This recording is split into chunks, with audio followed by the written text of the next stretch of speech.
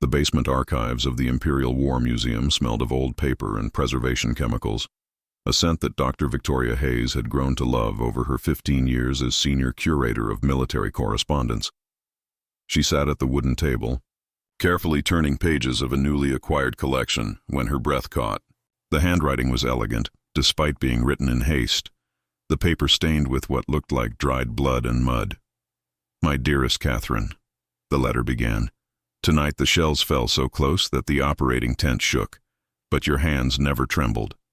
I watched you suture that boy's artery while singing him a lullaby, and I understood something profound. We are not here because we are brave. We are here because we cannot imagine being anywhere else when people need us." Victoria pressed her fingers to her lips, emotion welling up.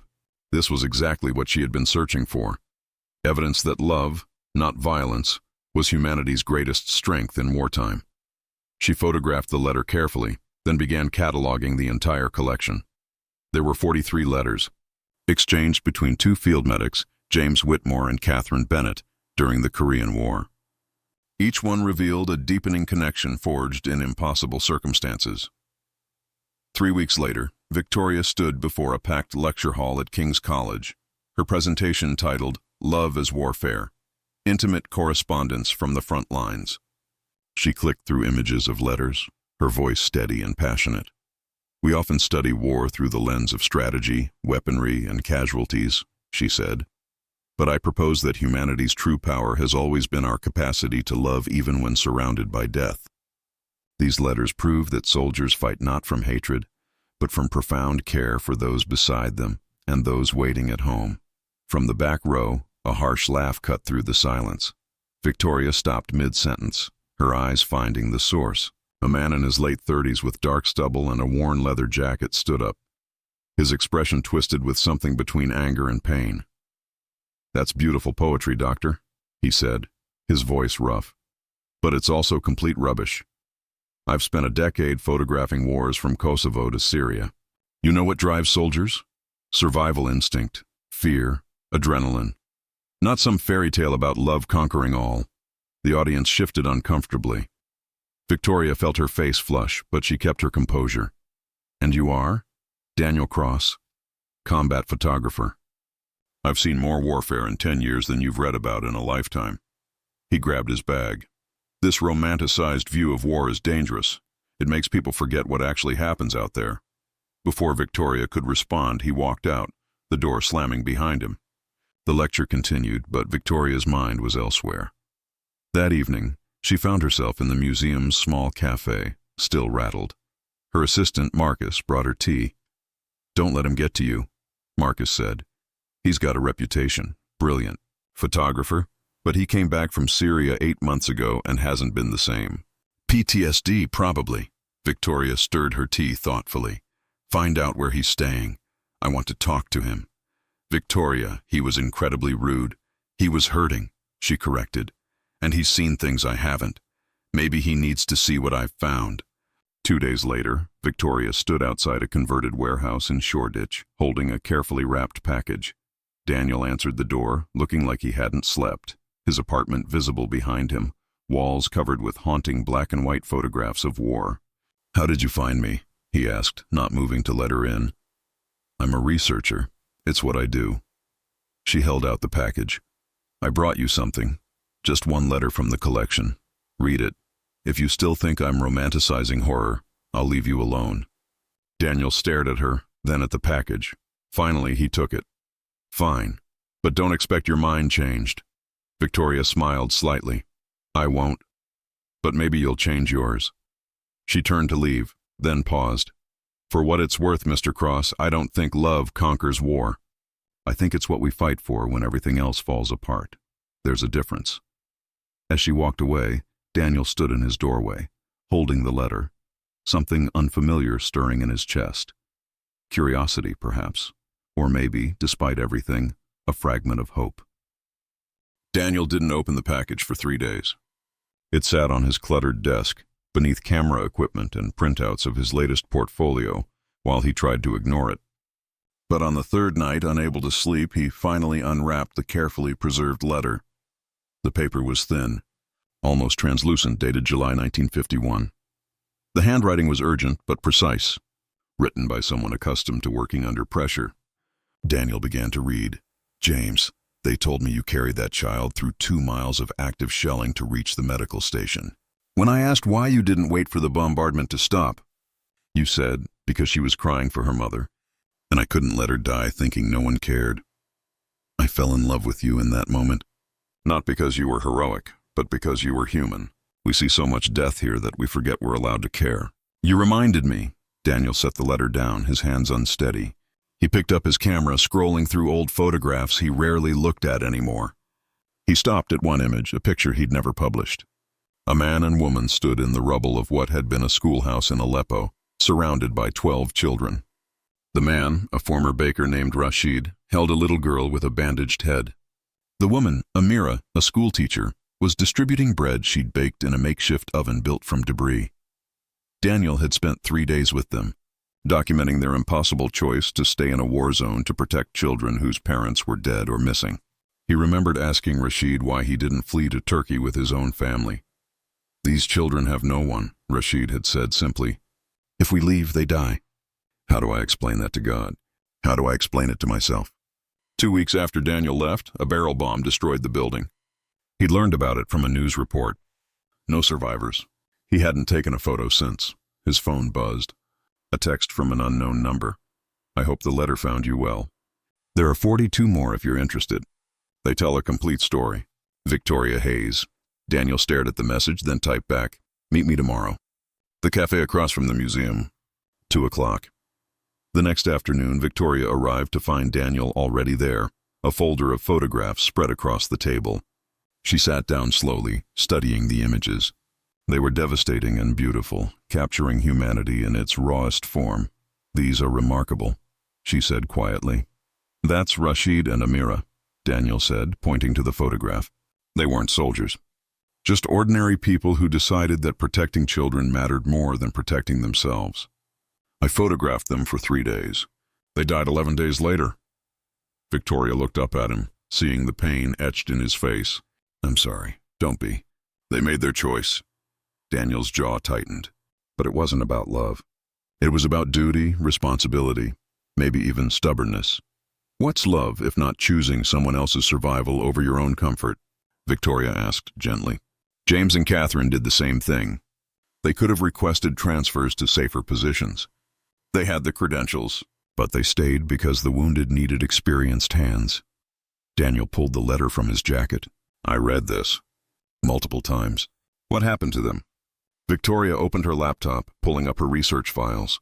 James was killed in August 1951, shielding 3 children from shrapnel during an evacuation. Catherine survived the war, but never married. She became a pediatric surgeon in Edinburgh, worked until she was 73. She kept every letter he wrote. How do you know? Because her granddaughter donated the collection to us last month. She included a note Catherine had written before she died. Victoria found the document. James taught me that love isn't a weakness in war, it's ammunition. Every child I saved in my career, I saved for him. Every life I touched because he showed me that caring is an act of defiance against a world that wants us to become numb. Daniel was quiet for a long moment. I stopped photographing because I couldn't bear to care anymore. Every person I documented, I knew I might be capturing their last days. Rashid and Amira proved that. Caring killed them. No, Victoria said firmly. War killed them. Caring gave their deaths meaning. There's a difference. She pulled out a small notebook from her bag, worn and faded. This belonged to my grandfather. He was a pilot shot down over Germany in 1944. He spent 2 years in a POW camp. These are letters he wrote to my grandmother but couldn't send. He wrote them anyway because it kept him human. When he finally came home, he gave them to her. She told me that those letters, even undelivered, saved her from despair. She knew he was still him, still the man she loved, despite everything. Daniel took the notebook carefully, opening to a random page. The handwriting was shaky but determined. My darling Rose, today I shared my last piece of chocolate with a French prisoner who was crying for his daughter. It wasn't much, but his smile reminded me that kindness still exists, even here. I do this for you, to prove to myself that I'm still worthy of your love. Your grandmother kept these? Daniel asked. Until the day she died. She left them to me with instructions. Show people that love is how we survive the unsurvivable. Victoria met his eyes. That's why I do this work. Not to romanticize war, but to remember what we're capable of when everything tries to break us. Daniel closed the notebook, something shifting in his expression. I have 40,000 photographs in my archive. Most have never been published because I thought they were too personal, too emotional. Maybe I was wrong. Victoria leaned forward. I'm organizing an exhibition next month. War correspondence through the ages. Would you consider contributing? Not the violence, but the humanity. The moments that prove what you and I both know is true. What's that? That we fight wars, but love is how we win them. She smiled. Even if we don't realize it at the time.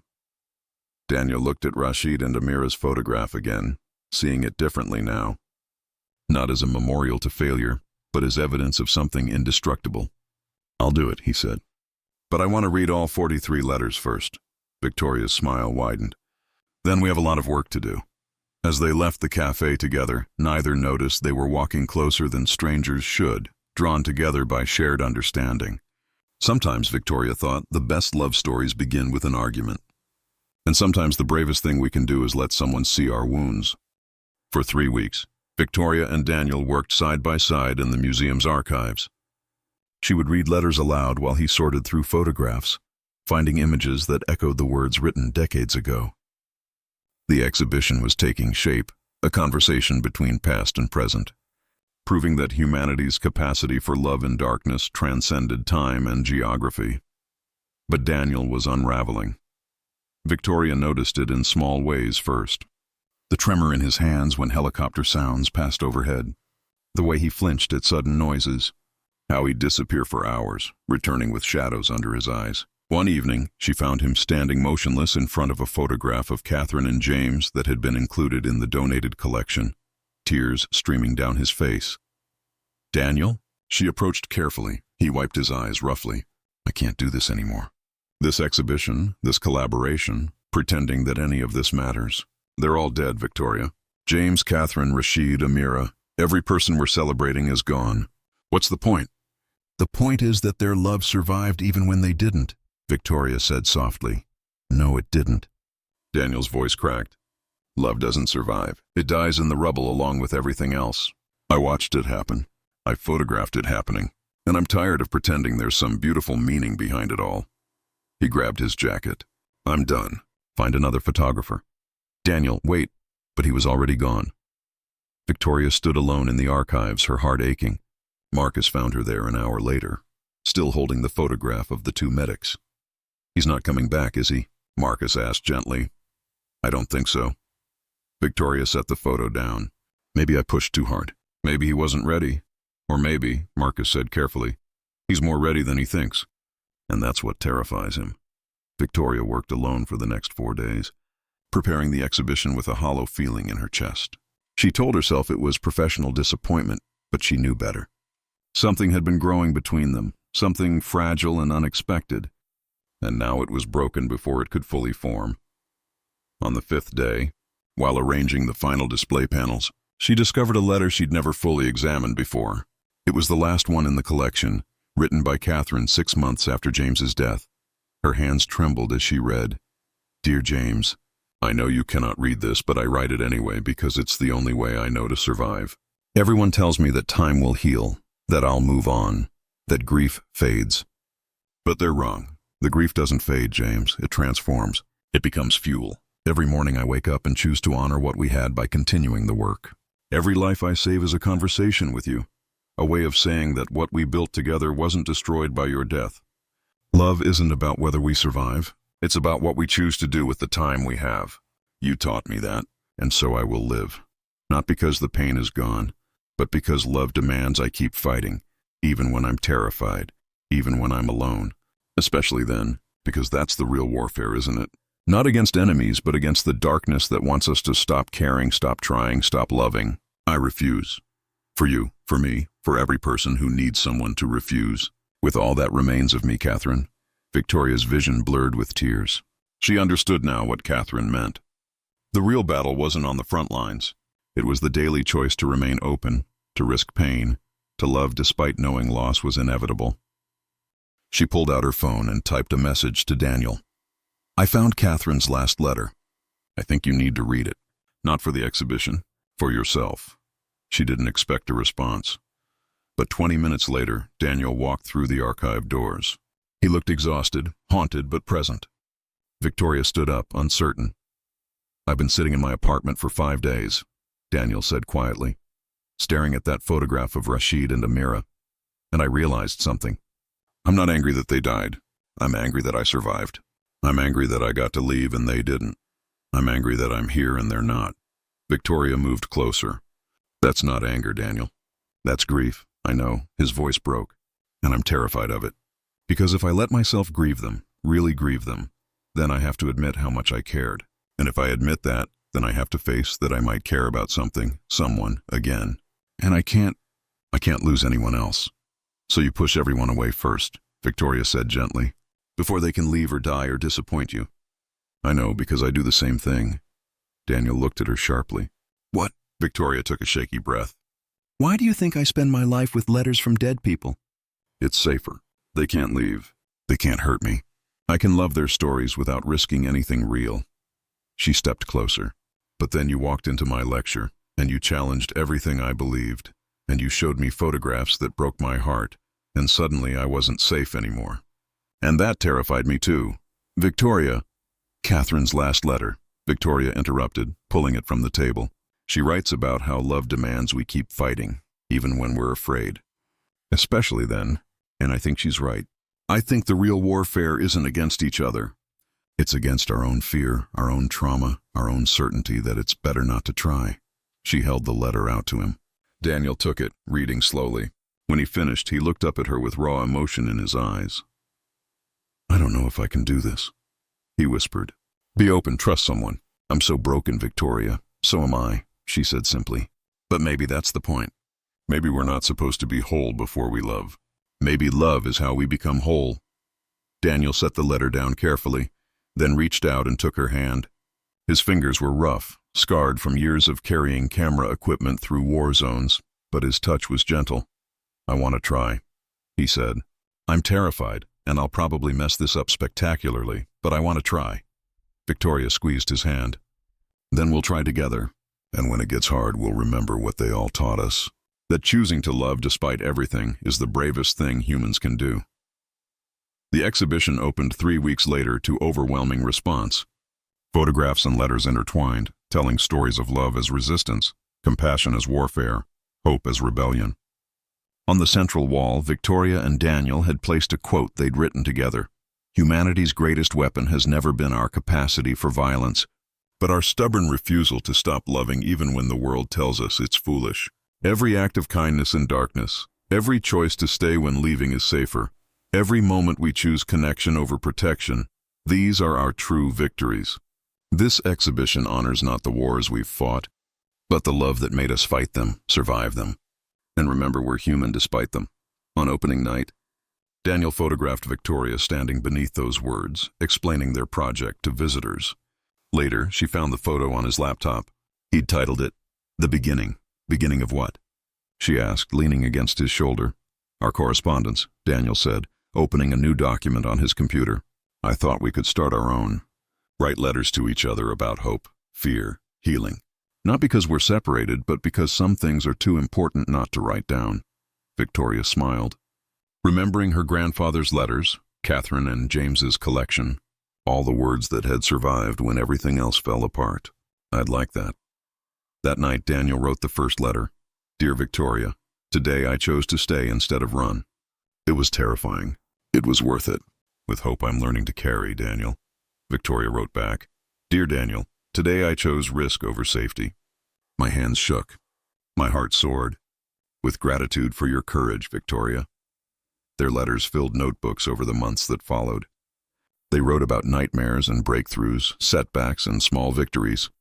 They wrote about learning to be present, to trust, to believe that love wasn't weakness, but the strongest form of warfare against a world that wanted them to surrender to fear. Years later, a young researcher would find their correspondence in an archive, donated after they were gone. and would marvel at how two broken people had written themselves whole, one letter at a time. And she would understand finally what Victoria had spent her life proving, that humanity's greatest battles aren't fought with weapons, but with the relentless choice to love, to hope, to remain open even when closing off feels safer, because that's what makes us human. Not our capacity to destroy, but our stubborn insistence on building something beautiful from the ruins. And sometimes, the most powerful love stories begin not with certainty, but with two terrified people deciding that trying is worth the risk.